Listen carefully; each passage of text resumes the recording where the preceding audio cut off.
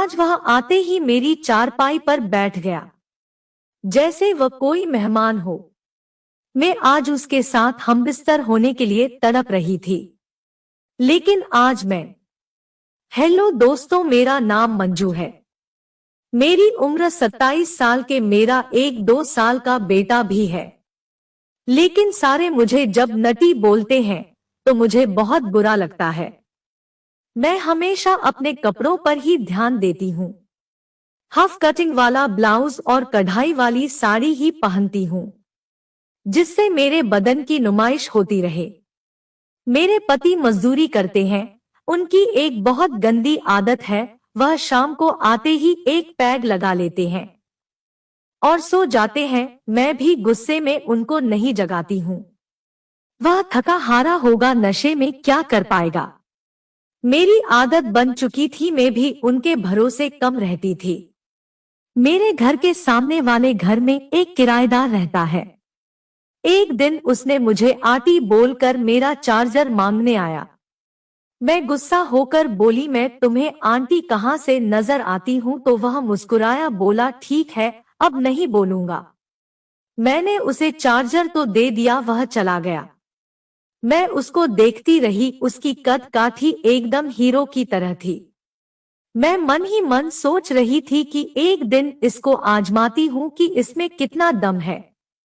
अगले दिन जब वह चार्जर मांगने आया तो मैंने जानबूझकर अपना पल्लू नीचे सरका दिया ताकि मेरे दोनों नारियल बाहर दिखने लगे। अब उसका ध्यान चार्जर पर कम लेकिन मेरे सीने पे ज्यादा था। इस बार उसने मुझे भाभी कहकर पुकारा तो मुझे बहुत अच्छा लगा। भाभी जी, एक बात बोलूं? अचानक उसने पूछा। भाई साहब कहाँ काम करते हैं?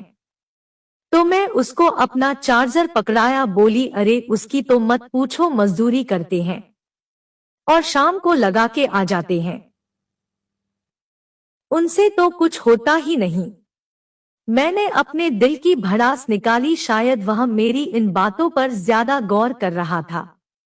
मैं समझा, नहीं भाभी जी, उनसे क्या नहीं हो पाता है। उसने तो जैसे पॉइंट ही पकड़ लिया था। मैंने एक निगाह उसके बदन पर डाली, वो जैसे मेरी फैमिली के बारे में ज्यादा जानना चाह रहा था।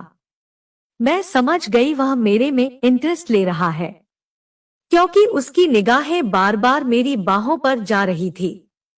तुम रोज रोज चार्जर मांगने आते हो, अपना खरीद क्यों नहीं लेते? मैं मजाकिया ढंग से बोली तो वह मुस्कुराया और बोला कि अगर मैं चार्जर खरीद लूंगा तो आपके दर्शन कैसे होंगे?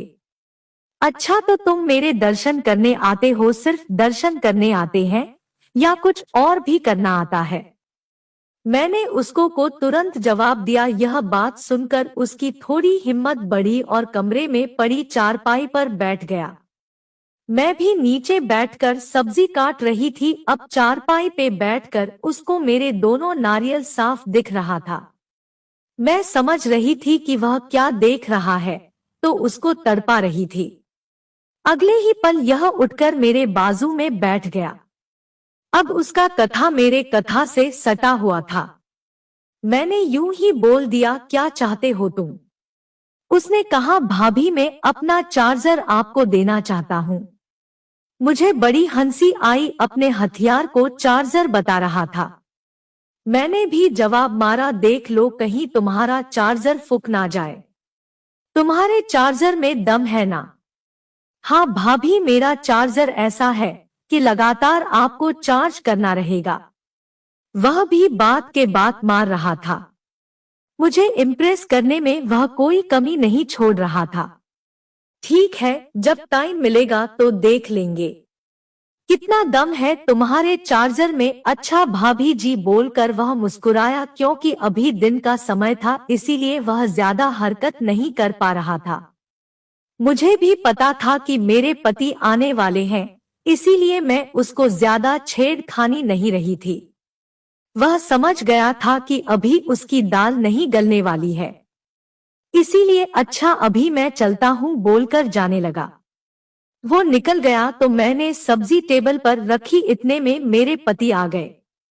उनका तो रोज का काम था आते ही खाकर सो जाना, लेकिन आज मुझे नींद नहीं आ रही थी। मैं बार बार सोच रही थी कि उसे कैसे बुलाऊं और किस बुलाऊं। अब मेरा टेम्परेचर बढ़ रहा था।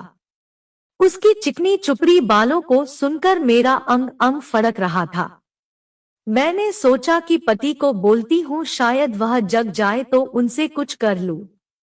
लेकिन वह तो जगने का नाम ही नहीं ले रहे थे। मैं तड़प कर सो गई। सुबह होते ही पतिदेव ड्यूटी पर चले गए। आज मैं तो उसका इंतजार कर रही थी। मैंने अपना फोन रात में ही चार्ज कर लिया था ताकि चार्जर उसको दे सकूं। करीब 11 बजे के आसपास वहां गया।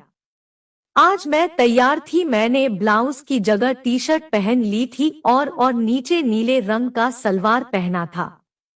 टी शर्ट पहनने के कारण मेरे नारियल एक दूसरे में टकरा रहे थे।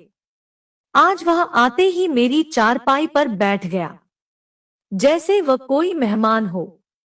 मैं आज उसके साथ हमबिस्तर होने के लिए तड़प रही थी, लेकिन आज मैं नीचे नहीं बैठी, मैं भी चारपाई पर कोने पर बैठ गई। अचानक उसने अपना हाथ मेरे बाजू पर रख दिया। भाभी, आज तो आपने अजीब कपड़े पहने हैं। सिर्फ कपड़े ही देखोगे या कुछ और भी? मैं उसको मुस्कुराते हुए बोली तो उसकी हिम्मत जैसे आसमान पर पहुंच गई। अब तो उसका बायां हाथ मेरे कमर पर था और उसका दूसरा हाथ जैसे कर झट से गेट की कुंडी लगा दी और उससे लिपट गई। वह भी अजीब खिलाड़ी था। उसने अपना रिमोट मेरे हाथ में पकड़ा दिया। उसका रिमोट तो बहुत बड़ा था। मैं झट से उसको नीचे लगाकर उस पर वार देने लगी। कुछ ही पलों में वह अंदर समा गया। करीब 7 मिनट हम दोनों प्यार और रोमांस करते रहे। आज कई दिनों बाद अच्छा प्यार मिला था। मुझे खुशी हो रही थी कि अब मुझे अपने पति के सहारे नहीं रहना पड़ेगा। वह करके चला गया था। मैं खुशी के मारे उसको देखती रह गई। दोस्तों, मुझे उम्मीद है कि आप यह कहानी बहुत जबरदस्त लगी होगी। इसलिए आप मैं बोल रही हूँ कि एक लाइक कर दो।